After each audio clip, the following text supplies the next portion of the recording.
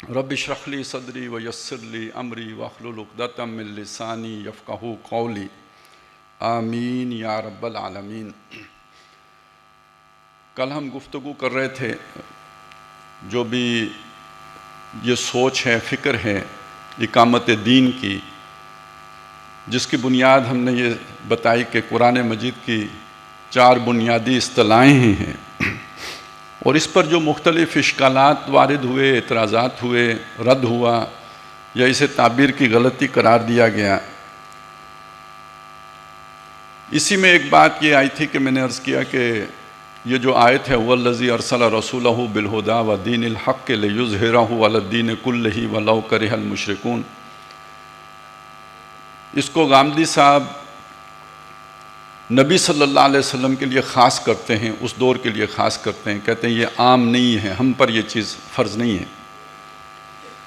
اور دوسری بات یہ کہ اقامت دین، اس کے بارے میں ان کا خیال یہ ہے کہ اس کا مطلب اقامت دین کا وہ مفہوم نہیں ہے جو مولانا مودودی مراد لیتے ہیں، یعنی پورے کے پورے دین کو قائم کرو، بلکہ اس کا مفہوم یہ ہے کہ جو بھی آپ نے دین کا کام کیا، جو دین پر عمل کیا، بلکہ یہ کہ ایک درجہ تو یہ ہے کہ وہ کہتے ہیں کہ قائم رکھو، ترجمہ وہ یہ کرتے ہیں کہ دین کو قائم رکھو، اور پھر اس کا مفہوم یہ لیتے ہیں کہ جو بھی آپ نے خود دین پر عمل کیا، دوسرے کو جو دعوت کی دی، تلقین کی، واعظ کیا، سکھایا، تو یہ دین کو قائم رکھنے ہی کا عمل ہے، گویا آپ نے اس کا تسلسل برقرار رکھا، یہ وہ معنی لیتے ہیں۔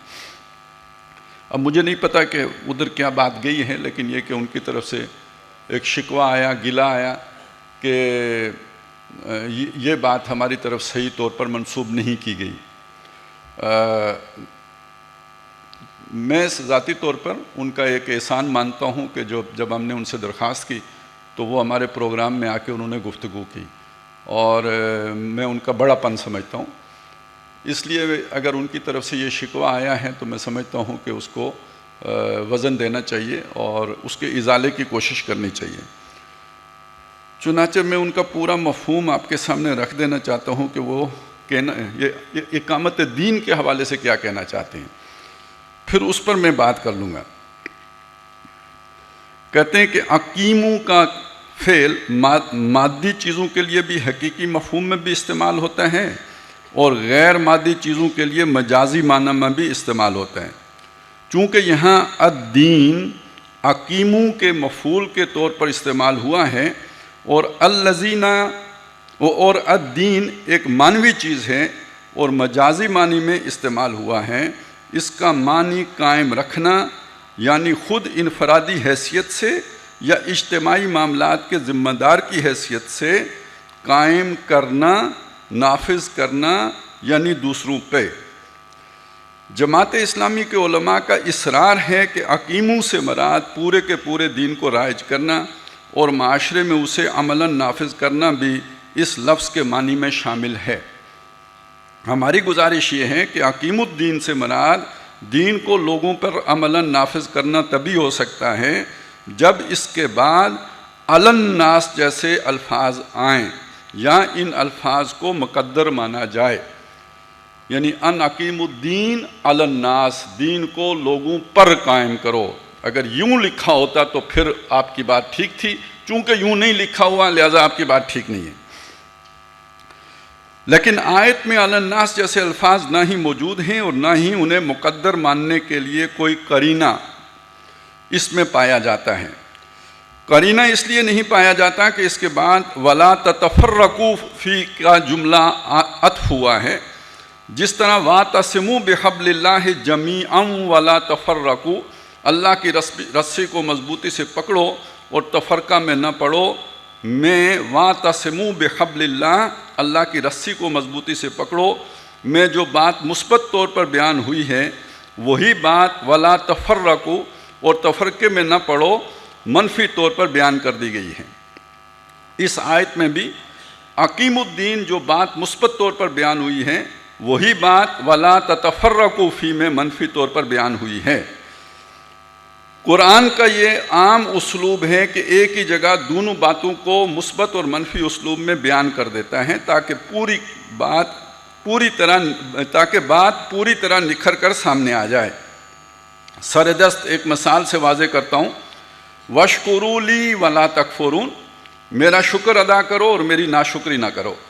چنانچہ ان عقیم الدین سے مراد پورے دین کا پابند رہنا، پورے دین پر عمل پیرا رہنا ہی ہو سکتا ہے۔ یہ مثبت پہلو سے بات ہوئی، اور منفی پہلو سے بات اس انداز میں کی کہ وَلَا تَتَفَرَّقُوا فِيهِ، جب اس پورے دین پر عمل کرو گے تو ایسا نہ ہو کہ اس میں اپنی طرف سے کمی بیشی کر دینا، یا اس کی ترجیحات خود طے کرنے بیٹھ جانا، یا اپنی تعویلات سے اس کو کچھ کا کچھ بنا دینا۔ ان میں سے جو کام بھی کرو گے اس کا لازمی نتیجہ تفرقہ ہوگا۔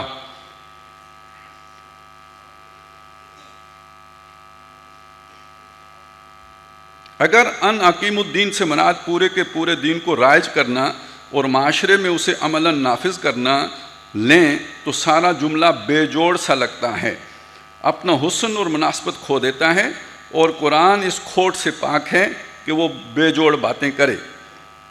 ان عقیم الدین ولا تتفرقوا فی، اس تاکید کے ساتھ قائم کرو اس دین کو اور اس میں متفرق نہ ہو جاؤ، تفہیم القرآن، یعنی پورے کے پورے دین کو رائج کرتے ہوئے اور معاشرے میں اسے عملاً نافذ کرتے ہوئے متفرق نہ ہو جانا۔ یہ عجیب و غریب بات ہے، آپ معاشرے میں دین نافذ کریں اور پھوٹ کا شکار ہو جائیں۔ یقیناً قرآن یہ بات نہیں کر رہا، بلکہ یہ بات کر رہا ہے کہ اس دین کو پورے کا پورا اختیار کرو جس طرح کہ وہ ہے، ایسا نہ ہو کہ اس میں اپنی طرف سے کمی بیشی کر دو، یا اس کی ترجیحات خود طے کرو، یا اپنی تعویلات سے اس کو کچھ کا کچھ بنا دو۔ ان میں سے جو کام بھی کرو گے اس کا لازمی نتیجہ تفرقہ ہوگا۔ یہ اصل میں ایک اصولی ہدایت تھی، بالکل اسی طرح جیسے وَاعْتَصِمُوا بِحَبْلِ اللَّهِ جَمِيعًا وَلَا تَفَرَّقُوا، بلکہ اصولی ہدایت ہے۔ یہ آیت کسی بھی فریضہ اقامت دین یا نفاذ دین کا عنوان نہیں ہے۔ اب تو ان کی بات خود آپ نے، جیسے پہلے ہم نے ان کی بات ان کی زبان سے سنی، اس حوالے سے بھی ان کی بات گویا انہی کے الفاظ میں آ گئی۔ اب آپ اس چیز کو ذرا سمجھ لیجئے کہ بات کیا ہے۔ یہ تو انہوں نے بھی مانا کہ پورے کے پورے دین پر عمل کرو۔ ہمارے اس معاشرے میں پورے کے پورے دین پر عمل نہیں ہو سکتا، یہی ہم نے سمجھایا تھا۔ کیوں نہیں ہو سکتا؟ میں ایک فرد ہوں، میرے اوپر ایک اجتماعیت ہے، اس اجتماعیت کا ایک سیاسی نظام ہے، اس اجتماعیت کا ایک معاشی نظام ہے، اس اجتماعیت کا ایک سماجی نظام ہے، اس کی مجھے پابندی کرنی ہے۔ میں اس سے مختلف رستہ اختیار ہی نہیں کر سکتا، پابند ہوں اس سیاسی معاشی سماجی نظام کا۔ جب میں اس کا پابند ہوں تو میری آزادی ہی سکڑ گئی۔ جب میں آزاد ہی نہیں ہوں تو میں کیسے پورے دین پر عمل کر سکتا ہوں؟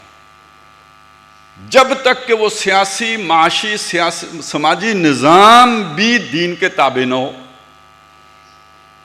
جب وہ پورے کا پورا اس کے تابع ہو جائے گا تو میرے لیے ممکن ہوگا پورے دین پر عمل کرنا، وگرنہ میرے لیے بھی پورے دین پر عمل کرنا ممکن نہیں ہوگا۔ میں اتنے دین پر عمل کر سکتا ہوں جتنے میں آزاد ہوں، اور میری آزادی آٹے میں نمک کے برابر ہے۔ یہی تو کل میں نے آپ کو سمجھایا تھا۔ میرا خیال ہے ہم نے بات کل بھی یہی کی تھی، لیکن ان تک صحیح نہیں پہنچی ہے۔ ہمیں ان کا موقف کل بھی جو ہم نے بیان کیا وہ یہی تھا، اس سے مختلف نہیں تھا، لیکن وہ انہیں غلط فہمی ہوئی ہے، اور ہماری اس بات کے جو ان کی بات ہے اس کو ہم سمجھتے ہیں کہ وہ کتابی طور پر تو ٹھیک ہو سکتی ہے۔ اس معاشرے کو اگر آپ ذہن میں رکھیں کہ جس میں عملاً دین کا معاملہ یہ ہو چکا ہوا ہے کہ اسے دیس نکالا دے دیا گیا ہے، اور ہماری زندگی کا اکثر گوشہ دین کے جو معاملات ہیں اس میں ہم بے بس ہو چکے ہوئے ہیں، اور وہاں ہم بے دینی اختیار کرنے پر مجبور ہیں۔ اور یہاں وہ طاغوت والی بحث بھی ذہن میں لے کے آ جائیں کہ اگر آپ پھر مومن ہیں تو اس کے ساتھ آپ کو کشمکش کرنی پڑے گی۔ وہ نظام جو آپ کو اللہ کی بغاوت پر، نافرمانی پر مجبور کر رہا ہو، اس کے ساتھ ٹکر لیے بغیر آپ کے ایمان ہی کے اوپر سوالیہ نشان ہوگا۔ ہمارا استدلال انہیں سمجھنے کے میں کوئی دقت آئی ہے یا کوئی انہیں مسئلہ پیش آیا ہے؟ اچھا جی، اب آ جائیں اس چیز کی طرف تزکیے کا مضمون جیسے انہوں نے کہا کہ اس کے بارے میں بھی وضاحت مزید درکار ہے، میرے خیال میں اس کے لیے بھی کوئی مزید وضاحت کی ضرورت نہیں ہے، اس لیے کہ تزکیہ، ہم ایک بات سمجھ لیں، تزکیہ کہتے کس کو ہیں؟ دل کی صفائی کو اگر کہتے ہیں، نفس کی صفائی کو اگر کہتے ہیں، نفسانی خواہشات کیا ہیں؟ نفسانی خواہشات ہی ہماری در حقیقت جو دنیا کی محبتیں ہیں وہی نفسانی خواہشات ہیں نا. زُيِّنَ لِلنَّاسِ حُبُّ الشَّهَوَاتِ مِنَ النِّسَاءِ وَالْبَنِينَ وَالْقَنَاطِيرِ الْمُقَنطَرَةِ مِنَ الذَّهَبِ وَالْفِضَّةِ وَالْخَيْلِ الْمُسَوَّمَةِ وَالْأَنْعَامِ وَالْحَرْثِ.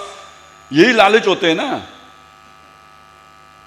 یہی دنیا ہے، یہی زن زر زمین ہے، یہی مفادات ہیں، یہی وہ روگ ہیں جو ہمارے اندر لالچ پیدا کرتے ہیں. یہی وہ روگ ہیں جن کی وجہ سے میرے اور آپ کے درمیان حسد پیدا ہوتا ہے، ضد پیدا ہوتی ہے. یہی وہ روگ ہیں جن کی وجہ سے ہم ایک دوسرے پر تفاخر کرتے ہیں. اسی فخر کرنے کو، اسی تکبر کرنے کو، اسی حسد کرنے کو، اسی لالچ کرنے کو، اسی طمع کرنے کو ہم کہتے ہیں یہ اس کے اوپر نفسانی خواہشات کا غلبہ ہو گیا ہے. اب اس میں شامل کر لیجئے جنسی جذبے کو، تو زُيِّنَ لِلنَّاسِ حُبُّ الشَّهَوَاتِ مِنَ النِّسَاءِ میں وہ جنسی جذبہ بھی آ گیا یا نہیں آ گیا؟ اسی کو کہتے ہیں نا کہ ہم جس کے اندر یہ چیزیں غالب ہوں اسے کہتے ہیں ہم اس کا تزکیہ نہیں ہوا.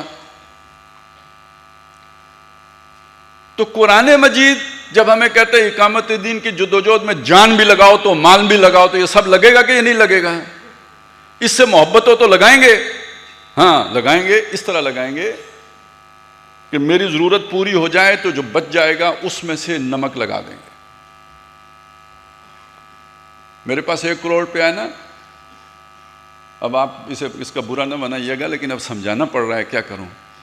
تو اجتماع آ گیا جی شبان المسلمین کا، او جی 5000 میرا بھی رکھو، اللہ بھی کہ یاد کرے گا کس سخی نال پالا پیاسی اللہ دا.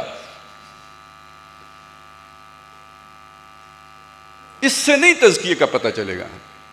تزکیے کا پتہ تب چلے گا میرے پاس ہے ہی 5000 اور میرا مہینہ نہیں گزر سکتا. کدھر گزرے گا؟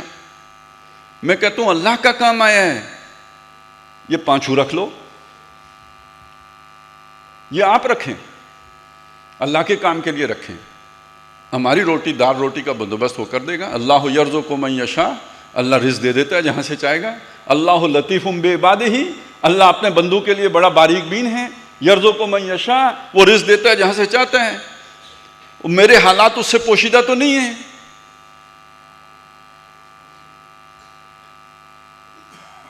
وہ آپ کو یاد ہے وہ جو ڈاکٹر صاحب واقعہ سنایا کرتے ہیں کہ کوئی صاحب کسی پیر صاحب کے پاس رہے، سالوں رہے. اس کے بعد پیر صاحب نے کہا کہ اب آپ کوالیفائی ہو گئے ہو، ہم سے لو سند خلافت، جاؤ جا کے کام کرو. اس نے کہا جی کوئی خاص وصیت بھی فرما دیں. انہوں نے کہا بس جو سیکھا ہے اس پہ عمل کرنا، اور کیا وصیت کرنی ہے؟ نہیں کوئی وصیت کریں. تو آخر انہوں نے جب بہت ہی اصرار کیا تو پیر صاحب نے وصیت کی کہ اپنے اوپر کبھی اللہ پر اپنے آپ کو ترجیح نہ دینا. وہ بہت حیران ہوا کہ پیر صاحب نے ٹرخا دیا ہے. کون پاگل ہوگا جو اپنے کو اللہ پر ترجیح دے؟ یہ دل میں لے کے چلا گیا. پیر صاحب نے زادِ راہ کے طور پہ 2-4 روٹیاں بھی دے دی تھیں، ان میں کچھ چپڑی ہوئی بھی تھی، کچھ سوکھی بھی تھی. اب جب اسے بھوک لگی، کھانا کھانے کے لیے بیٹھا، ایک فقیر آ گیا. اس نے کہا اللہ کے نام پہ دے دے بادشاہ، دے دے اللہ دے نام تے. اس کو بہرحال اس کی نئی تربیت ہوئی تھی، ابھی تو گھر پہنچا ہی نہیں تھا نا، ابھی تو چلے سے واپس آ رہا تھا، ابھی پورے جوش و جذبے میں تھا. تو اس نے کہا آ جاؤ، اور دیکھا تو 2 روٹیاں خشک تھیں، 2 جو ہے نا وہ چپڑی ہوئی تھی. اس نے خشک روٹیاں اللہ کی خاطر دے دی، چپڑی خود کھا لی. اس کے بعد گھر چلا گیا. کئی عرصے کے بعد پھر چکر لگا خانقاہ کا.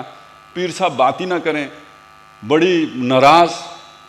آخر اس نے پوچھا تو پتہ چلا، پیر صاحب نے کہا کہ تم نے اتنا اصرار کر کے مجھ سے وصیت لی تھی، نصیحت لی تھی، اور گھر جانے تک بھی اس کا خیال نہیں رکھا. اللہ کے نام پہ سوکھی روٹیاں دی ہیں اور خود چپڑی کھائی ہیں. اب آپ کو سمجھ آئی؟ انفاق ہے تزکیے کا سب سے بڑا ذریعہ. اگر آپ سورہ بلد میں دیکھیں تو بتایا گیا کہ انسان جو ہے نا، ہم نے اسے بہت کچھ دیا. الم نجعل لہ عینین ولسانا وشفتین وہدیناہ النجدین. لیکن یہ سب ہمارے احسانات ماننے کے باوجود یہ جو انسان ہے فلک تحم العقبہ، ایک گھاٹی عبور نہیں کر سکا، ایک رکاوٹ پر سے نہیں گزر سکا، رک گیا. وہ رکاوٹ کیا تھی؟ فک و رقبتن، کسی گردن کا آزاد کر دینا. او اطعام فی یوم ذی مسغبۃ، یا کھانا کھلانا کسی ایسے دن جب اپنی جان پیٹ کے لالے پڑے ہوں. وہی بات، روٹیاں دو ہی ہیں، خود بھوکے ہو، کھولی ہیں خود کھانے کے لیے، اللہ کے نام پر مانگنے والا آ گیا، مسکین محتاج آ گیا. فی یوم ذی مسغبہ، جب اپنے پیٹ کے لالے پڑے تھے. یتیمن ذا مقربتن او مسکینن ذا متربتن، کوئی ایسا یتیم آ گیا جو قریبی رشتہ دار بھی تھا، یا کوئی ایسا مسکین آ گیا جو مٹی میں رلا ہوا تھا. یہاں اس کا دل بند ہو گیا، اس کی مدد نہیں کر سکا. یہ گھاٹی ہے جس کو انسان عبور نہیں کر سکا. جو اس گھاٹی کو عبور کر گیا وہ اب اس قابل ہوا کہ ایمان کے رستے پر آگے چلے. ثم کان من الذین آمنوا وتواصوا بالصبر وتواصوا بالمرحمہ. تو ایمان کی لذت تو یہ پائے گا جو یہ گھاٹی عبور کر کے اس طرف آیا ہو. یہاں ہمارا جمالیاتی ذوق یہ چاہتا ہو کہ ہم پاکستان میں بھی قرار نہ پکڑیں، جا کے امریکہ میں بیٹھ کے اپنا گھر بنا کے اور اس میں انٹیکس سجا کے اور پھر یہ بتائیں لوگوں کو بھی، یہ دیکھا یہ میں افریقہ سے لایا ہوں، یہ دیکھا یہ میں مصر سے لایا ہوں، یہ دیکھا یہ میں لاطینی امریکہ سے منگوایا ہے، یہ ٹائل فلانی ہے، اور یہ جو ہے نا وہ شو پیس فلان جگہ سے آیا ہے. آپ کو میری جمالیاتی ذوق کا کوئی اندازہ ہوا ہے؟ تو جمالیاتی ذوق کا تو ہمیں خوب اندازہ ہوا ہے، البتہ ساتھ ہی تزکیے کے کباڑے کا بھی پتہ چلا ہے.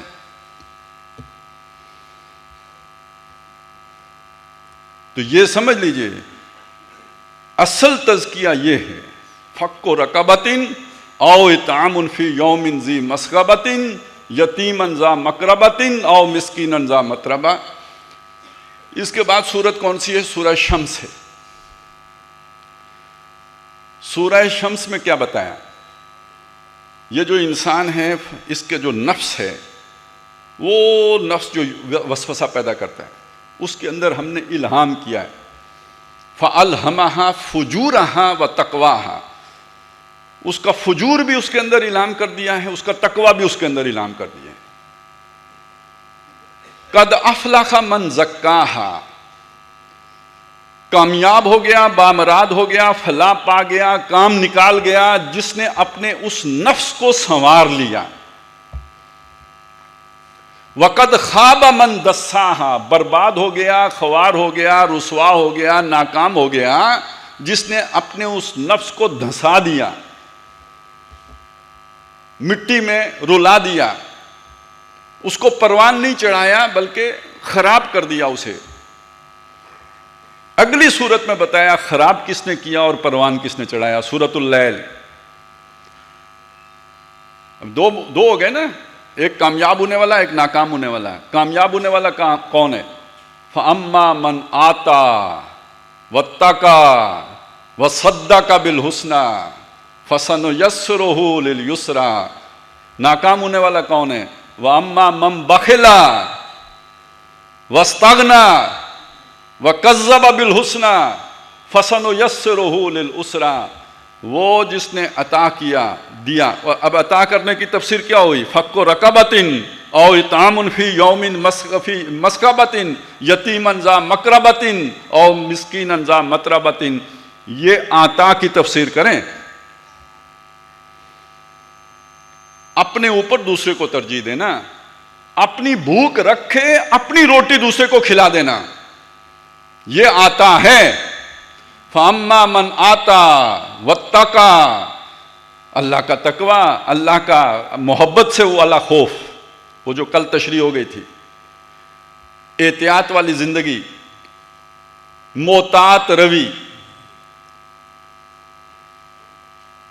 اور جو اچھی بات جہاں سے ملے اس کی تصدیق. وہ جو آتا ہے نا، اب یہ خاص نقطہ ہے، اس کو سمجھے. جو آیا ہے کہ وہ کونوا قوامین بالقسط شہداء للہ ولو علی انفسکم او الوالدین والاقربین، جو کل آپ کو ڈاکٹر ذاکر نائک جو سنا رہے تھے. اب آپ سمجھیں یہ تقویٰ کی یہ بلند ترین سطح ہے کہ جو حق آپ کو نظر آئے اس کی تصدیق کریں، اس کو مانیں، خواہ اپنے خلاف ہو، اپنے رشتہ داروں کے خلاف ہو، اپنے مفادات کے خلاف ہو. سورہ مائدہ میں یہ بھی بتایا، اے دلو، عدل سے کام لو، انصاف پسند بنو، ہوا اقرب للتقویٰ، یہ انصاف پسندی تقویٰ کے سب سے زیادہ قریب ہے. تو تقویٰ کا مطلب صرف داڑھی کا سائز نہیں ہے، تقویٰ کا مطلب صرف پانچا ٹخنوں سے اوپر کر لینا نہیں ہے، تقویٰ کا مطلب کوئی خاص چال ڈھال اختیار کر لینا ہی نہیں ہے. میں یہ نہیں کہتا کہ یہ نہیں ہے، بالکل ہی نہیں ہے، یہ بھی ہیں، یہ اس تقویٰ کے مظاہر ہیں. اصل تقویٰ جو ہاں ہونا ہے وہ اللہ کی محبت ہے، اللہ کا خوف ہے، اور اس کا جو پہلا مظہر ہے وہ کیا ہے؟ زندگی میں عدل ہے، انصاف ہے، درست بات کرنا ہے، حق بات کہنا ہے اور حق بات ماننا ہے. اور وہ حق بات دشمن کی بھی ہو تو بندہ ماننے کے لیے تیار ہو، یہ متقی بندہ ہے. ہمارے تقویٰ والے ہم سے یہ کہتے ہیں کہ آپ نے گاندھی صاحب کو اتنا موقع کیوں دے دیا؟ ہم ان کے اگر مخالفت کرنے کا حق رکھتے ہیں تو ان کا حق ہے کہ وہ اپنی بات ہمارے سامنے رکھنے کا حق ان کا بھی حق ہے. یہی انصاف پسندی ہے. اے دلو ہوا اقرب للتقویٰ، عدل سے کام لو، یہی تقویٰ کے سب سے زیادہ قریب بات ہے. تو فَأَمَّا مَنْ آتَا وَاتَّقَا وَصَدَّقَ بِالْحُسْنَى، جو اچھی بات آپ کو لگے اس کی تصدیق کریں. اپنے گروہ کو نہ دیکھیں، اپنے مفادات کو نہ دیکھیں، اپنی رشتہ داریوں کو نہ دیکھیں، تب آپ متقی ہیں اور تب آپ صحیح رستے پہ. یہ وہ بندہ ہے جس کو اللہ تعالیٰ انگلی پکڑ کے اس رستے پہ چلائے گا جو رستہ اسے ایک آسان منزل تک یعنی جنت تک پہنچائے گا. اب تزکیے کی سمجھ آئی؟ تزکیے کا مخالف کون؟ پاگل ہوگا نہیں، بلکہ کون؟ کافر ہوگا. لیکن آپ نے تزکیہ کا مفہوم سمجھا کیا ہے اور کہاں سے سمجھا ہے اور کس نے بتایا ہے؟ قرآن نے تو یہ بتایا ہے. اور تجزیہ کیا ہے؟ تزکیے کا مخالف لفظ کیا ہے؟ چیزیں اپنی ضد سے پہچانی جاتی ہیں. آپ نے کبھی تزکیے کی ضد کے بارے میں بھی سوچا ہے وہ اسے کیا کہتے ہیں؟ وہ تجزیہ ہے. وہ کیا ہے؟ پہلے نمبر پر بخیلی ہے. وَأَمَّا مَنْ بَخِلَ، جس نے بخیلی سے کام لیا ہے. دوسرے نمبر کے پر کیا ہے؟ استغنا، بات سنی انسنی کر دی، توجہ ہی نہیں دی، بہرے کانوں سے سنا. استغنا ہے نا یہ. آپ لگے رہو، ہم سنتے ہی نہیں، آپ کہتے رہو، ہم مانتے ہی نہیں، میں تو اس طرح کی باتیں سوچتا ہی نہیں، میں سوشل میڈیا پہ میرے بارے میں کوئی کیا کر رہا ہے سنتا ہی نہیں، مستغنی ہوں نا، مجھے کیا پرواہ ہے. لوگوں نے میری بیعت کی ہوئی ہے، مجھے کیا ضرورت ہے کسی کے سننے کی، انہیں میری سننی ہے، میں نے کسی کی نہیں سننی. یہ استغنا جس میں آ گیا ہے. اسی طرح لوگ کیا کہیں گے، ٹھیک ہے لوگوں سے مروب نہیں ہونا چاہیے لیکن ڈھیٹ بھی نہیں ہونا چاہیے، بے شرم بھی نہیں ہونا چاہیے. بے نیازی، بے پرواہی، لاپرواہی، استغنا، بے باکی، وَكَانَ أَمْرُهُ فُرُطًا، یہ سب اس کے اندر آ جائے گا، اس استغنا کے اندر آ جائے گا. وَأَمَّا مَنْ بَخِلَ وَاسْتَغْنَى، ایسا اکڑ خان جب اس کے سامنے حق آئے گا تو وہ کیوں قبول کرے گا؟ وہ تو اس کی شان کے خلاف ہے. وہ کسی دوسرے کی بات مان لے، اس کی توہین ہے. وَكَذَّبَ بِالْحُسْنَى، لہذا اچھی بات کی وہ تکذیب کرے گا. یہ ہے جس نے اپنا تزکیہ جو ہے اس کو تجزیے سے بدل دیا ہے. یہ ہے جس نے اس کے برعکس کیا ہے. اب آپ کی مرضی ہے سورۃ الشمس اور سورۃ اللیل والے تزکیے کے اور تجزیے کے پیچھے چلتے ہیں یا آپ کے بزرگوں نے جو آپ کو بتایا اس کے پیچھے چلتے ہیں. مشرکین مکہ نے کہا تھا بل وجدنا علی ما آبانا، جس پر ہم نے اپنے آبا کو پایا ہے. آپ بھی کہیں ہم نے جس کو پر اپنے بزرگوں کو پایا ہے. میں نے تو آپ کے سامنے رکھ دیا. یہ تزکیہ ہوتا ہے.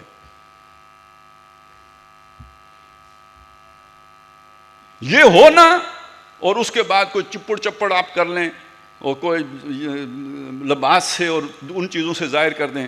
یہ ہے وہ چیز جسے عیسیٰ علیہ السلام نے کہا تھا اندر بوسیدہ ہڈیوں کے سوا کچھ نہیں، اوپر چونا کیا ہوئے قبریں موجود ہیں. ان کو تو آپ نے جو ہے رنگین بنا لیا ہے، اندر تو کچھ نہیں.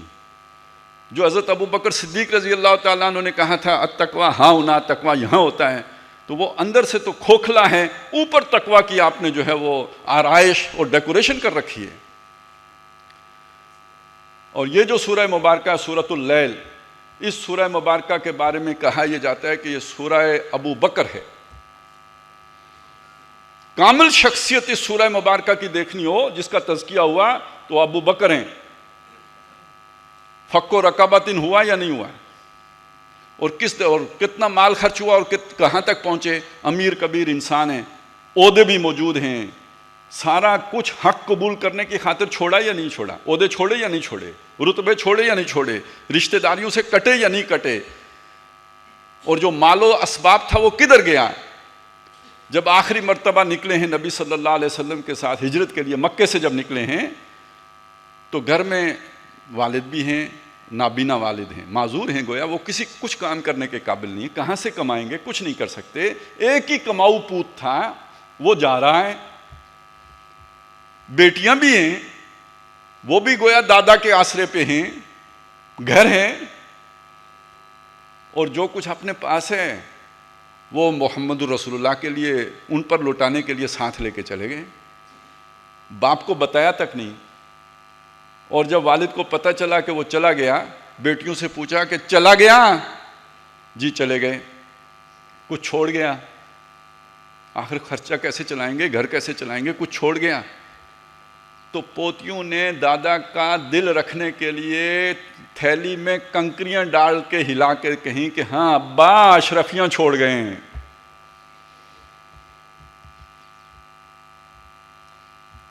یہ تزکیہ مشکل لگا، اسے بائی پاس کرو. صبح جو ہے یہ آیت 7 مرتبہ پڑھو، یہ 18 مرتبہ پڑھو، یہ چھوٹی سی ہے یہ 70 مرتبہ پڑھو، اور یہ لفظ جو ہے نا 101 دفعہ پڑھو. آپ کا تزکیہ ہو رہا ہے. آپ کو چکر دیا جا رہا ہے اور آپ چکر کھا رہے ہیں. تزکیہ یہ ہے. اور یہ تزکیہ آپ کو لے کے جاتا ہے کہاں؟ اللہ کی راہ میں جو مصیبت آئے، اللہ کی راہ میں جو قربانی دینی پڑے، اللہ کی راہ میں جو تکلیف برداشت کرنی پڑے، انا للہ و انا الیہ راجعون. یہ تزکیہ یہاں پہ لے کے جاتا ہے. اس کے بغیر بابا سب کہانیاں ہیں، سب کہانیاں ہیں. اس اقامت دین سے انحراف کر کے نفاق پیدا ہوتا ہے، تجزیہ پیدا ہوتا ہے، تزکیہ نہیں پیدا ہوتا. اس کو کس کس اسلوب میں سمجھائیں، کس کس طرح سمجھائیں، کیسے کیسے سمجھائیں کہ یہ بات دل میں اتر جائے. نہیں اتر کے دے رہی. لیکن بات یہی ہے بھائیو، سچ یہی ہے، حقیقت یہی ہے. اس سے ہم جتنی بھی جان چھوڑائیں لیکن پھر بھی حق یہی ہے، یہی تزکیہ ہے. اس کو ہم نے ڈیٹیل میں تفصیل کے ساتھ، میرے ایک دفعہ کہیں ہوا ہے، میں نے پتہ 6-7 لیکچرز ہیں. ابھی میں اور بخاری صاحب جو ہے نا ایک پروگرام کر رہے ہیں. اب وہ آپ کو پتہ ہے ہیں بھی جو ہے نا انہوں نے نفسیات ہی میں ڈاکٹریٹ کی ہوئی ہے. نفس انسانی، اس کے کیا کیا مسائل ہیں اس کو پوری طرح وہ جانتے ہیں، سمجھتے ہیں. ہم تک کوئی کبھی 40 منٹ کا ہوتا ہے، کبھی 50 منٹ کا ہوتا ہے ایک ایپیسوڈ جو ہے. تو یہ ہمارے 14 ہو چکے ہوئے ہیں. ہمارا جو پروگرام ہے نا تذکرہ و تبصرہ کے عنوان سے، ایک ہفتے آتا ہے جو حالات حاضرہ پہ ہوتا ہے، اور ایک ہفتے جو ہوتا ہے وہ میرا اور بخاری صاحب کا ہوتا ہے، وہ تزکیہ نفس پہ. اور ہماری سوچ یہ ہے کہ ہم یہ تزکیہ نفس والا مکمل کرنے کے بعد ہم آگے اس تعبیر کی غلطی کی طرف جائیں گے، کیونکہ اس کا تزکیہ نفس کے ساتھ بہت گہرا تعلق ہے. اس پورے جو فرائض دینی کا جامع تصور ہے یہی تزکیہ نفس ہے. یہ جو جہاد فی سبیل اللہ ہے یہی سلوک قرآنی ہے. تو بہرحال جو تفصیل سے استفادہ کرنا چاہے تو وہ ذرا ہمت کرے, تو اس کو دیکھے, سنے, سمجھنے کی کوشش کرے. تو تزکیے کے والا معاملہ تو یہاں پہ آ گیا. اور کیا تھا جی؟ عمران صاحب کدھر گئے؟ ہاں, وہ قانون اتمام حجت آ گیا, وہ ایک رہ گیا تھا. قانون اتمام حجت کے حوالے سے بات یہ ہے کہ یہ اللہ تعالیٰ کا ایک قانون ضابطہ ہے. قرآن مجید نے اسے بیان کیا ہے, وما کننا معذبین حتی نبعث رسولا, ہم بستیوں کو ہلاک کرنے والے نہیں تھے جب تک کہ ہم کوئی رسول مبعوث نہ کر دیں. یہ اللہ کی سنت ہے, پہلے سمجھاتا ہے اور اگر نہ سمجھیں تو پھر جو ہے وہ عذاب استیصال آتا ہے. اب نبی صلی اللہ علیہ وسلم آخری رسول ہیں.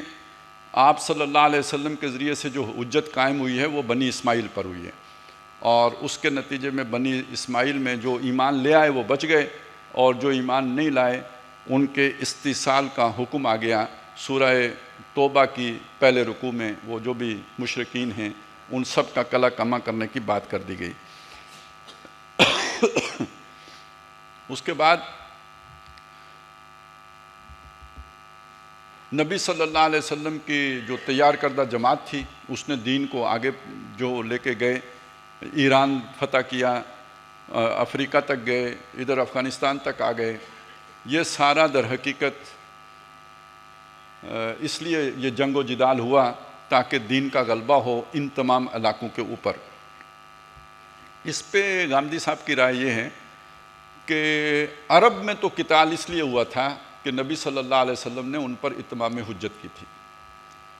ایران کے خلاف قتال اس لیے ہوا کہ حضور صلی اللہ علیہ وسلم نے انہیں خط لکھا تھا اور انہوں نے ان کا خط کا جواب جو ہے نا اس کو رد کر دیا, تو حضور کی دعوت رد کر دی, گویا اس لیے ان کے خلاف قتال کا جواز نکل آیا. اب اس میں جو مفہوم اخذ آگے ہوتا ہے وہ یہ ہوتا ہے کہ پھر اس سے آگے جن کو حضور نے دعوت نہیں دی ان کے خلاف آپ مسلمان بس صرف دعوت کا کام کر سکتے ہیں, کوئی اس سے اگلی بات نہیں کر سکتے. اب یہ ضرب کدھر پڑی؟ وہ جو صحابہ آ کے 3 باتیں کہتے تھے نا کہ تم جو ہے نا مسلمان ہو جاؤ, ہمارے بھائی ہو. اگر یہ بات قبول نہیں ہے تو دوسری بات یہ ہے کہ تم جو ہے وہ جزیہ دو, چھوٹے بن کے رہو, اور اسلام کو لا آف دا لینڈ کے طور پر قبول کر لو. دونوں باتیں قبول نہیں ہیں تو پھر تیسری بات جنگ ہی ہے. تو گویا یہ آج مسلمان یہ کہنے کا حق نہیں رکھتے. ایک حد تک یہ بات بالکل ٹھیک ہے, اسے میں بھی مانتا ہوں. اس حد تک مانتا ہوں کہ کسی دوسرے انسان کے خلاف یہ اقدام کرنے سے پہلے آپ نے اس کے سامنے حجت قائم کرنی ہوتی ہے, اسے سمجھانا ہوتا ہے. جیسے کہ قرآن مجید نے یہ بات کہی ہے کہ یہ جو مشرکین میں سے آپ سے بات سمجھنا چاہتا ہو اسے اپنے پاس بلاؤ, سمجھاؤ, پھر اس کے مامن پہ اسے پہنچا دو, امن کی جگہ پہ پہنچا دو, پھر اس کی مرضی ہے کہ ایمان لاتا ہے یا نہیں لاتا. تو یہ سمجھانا بہرحال اللہ تعالیٰ کی طرف سے یہ ذمہ داری ہے, اتمام حجت کرنا یہ ذمہ داری ہے. لیکن پہلے تو فیصلہ اللہ تعالیٰ کیا کرتے تھے کہ اتمام حجت ہوا یا نہیں ہوا, اب عذاب آئے گا. تو اس کی ایک صورت یہ ہوتی تھی کہ جو مقابل فورسز ہوتی تھیں وہ عام طور پہ فیصلہ کرتی تھیں کہ ہم نے رسول کو قتل کرنا ہے. جیسے فرعون کا ذکر آتا ہے کہ اس نے کہا کہ میں تمہیں تباہ کر دوں گا. فَأَرَادَ أَن يَسْتَفِزَّهُم مِّنَ الْأَرْضِ, اس نے ارادہ کیا کہ ان کو زمین سے اکھاڑ دے. جس طرح قوم شعیب نے کوشش کی, جس طرح جو ہے نا حضرت صالح علیہ السلام کے خلاف کوشش کی گئی. تو جب قوم اس حد تک اتر آتی تھی کہ اللہ کے رسول کو قتل کرنے کے در پہ ہو جاتی تھی, تو گویا اب اس قوم نے اپنے گردن میں اللہ والی دفعہ کا پھندا جو ہے وہ پھنسا لیا ہے, اب یہ نہیں بچے گی. یوں وہ انجام سے دوچار ہو جاتی تھی. قرآن مجید نے اس چیز کو ایک اور انداز میں بھی بیان کیا ہے, وہ یہ ہے کہ وَإِذَا أَرَدْنَا نُهْلِكَ قَرْيَةً, جب ہم ارادہ کرتے ہیں کہ کسی بستی کو ہلاک کر دیں, ہم نے جب بھی ارادہ کیا کسی بستی کو ہلاک کرنے کا, امرنا مترفیہا, تو ہم نے اس کے آسودہ حال لوگوں کو ڈھیل دے دی, چھوٹ دے دی. ففسقوا فیہا، تو انہوں نے نافرمانیوں کے بازار گرم کر دیے، خوب فسق و فجور کیا. فحق علیہ القول، تو اس قوم کے اوپر ہمارا قول ثابت ہو گیا، یعنی وہ جو عذاب والی دفعہ ہے وہ لاگو ہو گئی. فدمرناہا تدمیرا، تو ہم نے اس کی جڑ اکھاڑ کر پھینک دی. اب ان دونوں باتوں کو جمع کر لیں تو کیا مطلب بنا؟ ایک گمراہ قوم ہے، نافرمان قوم ہے، باغی قوم ہے، فسق و فجور کا اس نے بازار گرم کر رکھا ہے. اس قوم کی طرف اللہ نے رسول بھیجا، اس رسول نے آ کے اس قوم کو سمجھایا. جب وہ قوم بجائے سمجھنے کے رسول کے دشمن ہو گئی تو اللہ تعالیٰ نے اس قوم کو ہلاک و برباد کر دیا. یہ ہے اللہ تعالیٰ کا ضابطہ، یہ ہے اللہ تعالیٰ کا قانون. اب ختم نبوت کے بعد غامدی صاحب کا ماننا یہ ہے کہ چونکہ رسول نہیں آیا لہٰذا یہ عذاب استیصال والا دور بھی ختم ہو گیا. اچھا، اس کے لیے وہ حدیث بھی اگر لانا چاہیں تو لا سکتے ہیں کہ میری امت پر عذاب استیصال نہیں آئے گا، سارے ہلاک نہیں کیے جائیں گے. اور امت سے تھوڑا کھینچ کے امت دعوت کو بھی بیچ میں شامل کر لیں تو کیا فرق پڑے گا، بات تو بنی جائے گی نا کسی نہ کسی درجے میں. اچھا، اب یہاں پہ اس بات کو سمجھ لیجئے کہ اصل میں معاملہ کیا ہے. ایران کے خلاف وہ یہ بات کہہ رہے ہیں کہ حضور کے خط کو جو ہے نا رد کرنے کے نتیجے میں اقدام جائز ہو گیا. اب آپ ذرا سوچئے گا، یہاں سے اب آپ اپنی کھڑکیاں کھول لیں، اینٹینا نکال لیں یا راڈار آن کر لیں. اب آپ سوچیں اتمام حجت کیسے ہوتی ہے. نبی صلی اللہ علیہ وسلم مکے میں اتمام حجت ہی کر رہے ہیں نا. کتنے سال لگے عربوں کو سمجھاتے ہوئے؟ 13 سال لگے. اور اس کے بعد بھی ایک دم اللہ تعالیٰ نے عذاب کی صورت نہیں بنائی. 6-7 سال مزید جنگوں کا سلسلہ جاری رہا. گویا ابھی بھی انٹریکشن ہو رہا ہے، لوگ ایمان لا رہے ہیں، پوری قوم ابھی بھی ہلاکت کے قابل نہیں ہوئی، چھانٹا گیا ہے. اور جب پیچھے بالکل ہی جو خبیث رہ گئے تھے ان کو اللہ نے مٹایا ہے اور مسلمانوں کے ہاتھوں مٹایا ہے. یہی ضابطہ سامنے آیا نا اللہ کا. تو ایران کے معاملے میں کیا ہو گیا جی؟ ایک خط جو بادشاہ نے پھاڑا صرف، اس کے نتیجے میں پوری قوم کو لپیٹا مار دو. یہ اتمام حجت ہو گیا ہے. آپ کا دل مانتا ہے کہ یہ اتمام حجت ہوا ہے؟ ایک خط لکھنے سے اتمام حجت ہو جاتا ہے؟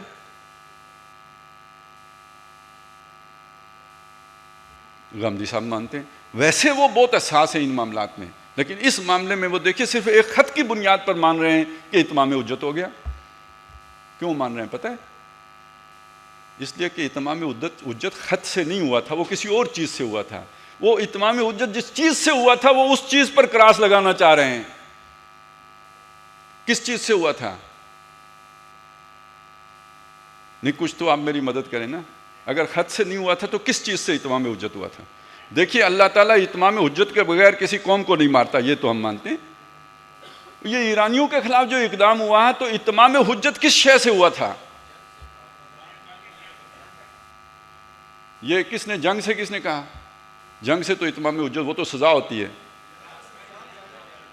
جی ہاں، پیچھے نظام کھڑا ہے، خلافت کا نظام کھڑا ہے، عدل پر مبنی معاشرہ کھڑا ہے، ایک حکومت موجود ہے. جب آپ اجتماعی سطح پر اللہ کا دین قائم کر کے دنیا کو دکھا دیتے ہیں، یہ پوری دنیا کے لیے اتمام حجت ہے، پوری دنیا کے لیے اتمام حجت ہے. باقی اگر غامدی صاحب کی بات ٹھیک ہے، ایک خط کے ذریعے سے اتمام حجت ہو سکتا ہے، تو اللہ تعالیٰ کا یہ 3 پاروں والا خط موجود ہے، اس کے جانے سے نہیں اتمام حجت ہوگا. اگر 2 ورقوں سے ہو سکتا ہے تو یہ کوئی 600 صفحے سے نہیں ہوگا. یہ والا اتمام حجت وہ نہیں مانتے، 2 صفحوں والا اتمام حجت مان لیتے ہیں. تو اصل میں یہ صفحات سے اتمام حجت نہیں ہوتا، عمل سے ہوتا ہے. اور عمل کیا ہے؟ اجتماعی عمل.